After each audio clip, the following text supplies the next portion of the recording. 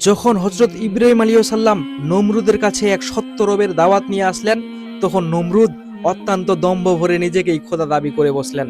ইব্রাহিম আলাইহিস সালাম যখন বললেন তার রব জীবন এবং মৃত্যু দান করেন, তখন নমরুদ ঔদ্ধত্য দেখিয়ে একজন নিরপরাধকে হত্যা করে এবং অন্যজনকে মুক্তি দিয়ে নিজেকে জীবন মৃত্যুর মালিক দাবি করলো। তখন ইব্রাহিম তাকে চ্যালেঞ্জ দিলেন সূর্যকে পশ্চিম দিক থেকে উদিত করতে, যা শুনে নমরুদ পুরোপুরি নির্বাক ও লজ্জিত হয়ে গেল। পরাজিত রাগান্বিত নমরুদ আকাশবাসীদের আক্রমণ করতে হাজার হাজার শ্রমিক লাগিয়ে এক আকাশচুম্বী বিশাল টাওয়ার নির্মাণ করলো, যাতে সে আসমান পর্যন্ত পৌঁছাতে পারে। কিন্তু মানুষের সেই দম্ভ ধুলোয় মিশিয়ে দিতে আল্লাহর হুকুমে এক প্রচন্ড ঝড় সেই বিশাল টাওয়ারটি নিমিষেই ধ্বংস করে দিল। এরপর সে দমে না গিয়ে কাঠের তৈরি বিশেষ একটি খাঁচা তৈরি করলো। সেই খাঁচার চার কোনায় চারটি ক্ষুধার্ত ঈগল বেঁধে তাদের মাথার উপরে খুঁটি গেড়ে মাংসে ঝুলিয়ে দেওয়া হলো। মাংসের লোভে ঈগলগুলো যখন উপরের দিকে উঠতে শুরু করলো, তখন নমরুদ সেই খাঁচায় চড়ে মেঘের অনেক উপরে পৌঁছে গেল।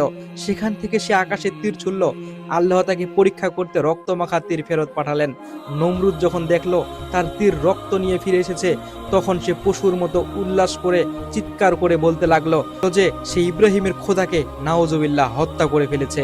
এই সীমাহীন দৃষ্টতার সাজা দিতে আল্লাহ তাআলা কোটি কোটি মশার এক বাহিনী পাঠালেন। তাদের মধ্যে একটি অতি দুর্বল এবং ল্যাংড়া মাশা আল্লাহর দরবারে আরজ করলো, এ আমার রব, সবাই তো নমরুদের শক্তিশালী সেনাদের উপরে আক্রমণ করছে, আমাকে এমন এক সুযোগ দিন যাতে এই অহংকারী বাদশা বুঝতে পারে যে আপনার সৃষ্টির মধ্যে যে সবচেয়ে তুচ্ছ সেই তাকে ধ্বংস করার জন্য যথেষ্ট। আল্লাহ সেই ল্যাংড়া মশার দোয়া কবুল করলেন। মশার বাহিনী যখন নমরুদের বিশাল সৈন্যদলকে মুহূর্তে হারে পরিণত করলো, তখন সেই ল্যাংড়া মশাটি আল্লাহর হুকুমে নমরুদের নাকের ভিতর দিয়ে সরাসরি তার মগজে ঢুকে পড়ল। মশাটি তার মাথার ভেতরে অনবরত কামড়াতে শুরু করলো। যন্ত্রণায় নমরুদ পাগলের মতো হয়ে গেল। সে অসহ্য কষ্ট থেকে সামান্য রেহাই পেতে সে নিজের মাথায় জুতো বা হাতুড়ি দিয়ে জোরে জোরে আঘাত করার নির্দেশ দিল।